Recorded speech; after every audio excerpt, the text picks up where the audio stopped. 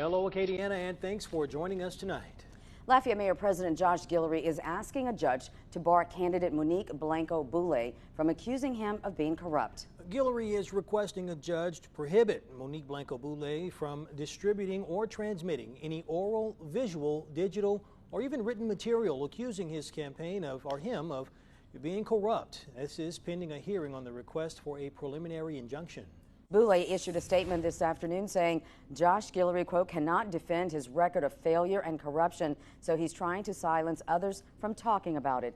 Boulet goes on to say, I will not back down from speaking the truth, standing up to this bully and fighting to bring honesty and transparency to Lafayette Parish.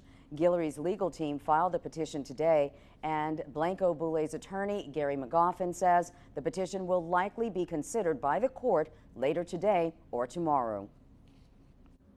If you can't tell, it's election season, and one of the big races in Acadiana is, of course, the Lafayette Mayor-President's. News 10's Zane Hogue had a sit-down with candidate Monique Blanco-Boulet to hear her story, her mission, and find out what she says is her X factor. With her roots planted right here in Lafayette, Monique Blanco-Boulet says her story led to her passion that created a plan to bring Lafayette to the next level. I bring a level of expertise and love and passion about who we are as a people and as a community that can help us meet our potential.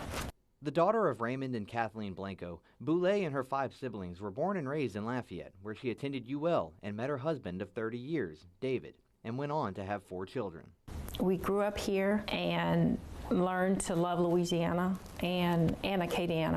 Boulet would later return to UL and earn her executive MBA, leading directly into her next venture of building the Acadiana Planning Commission, pioneering drainage, broadband, transportation, and revitalization projects in all 8 parishes of Acadiana. Gaining experience in knowledge-based decision-making in these areas brought Boulet to her next step of running for mayor presidency in Lafayette. This is the space I work in. This is the space I really am effective in and can be very effective. And I think LCG can be run simpler, much more effective, and without all of the drama that we have today.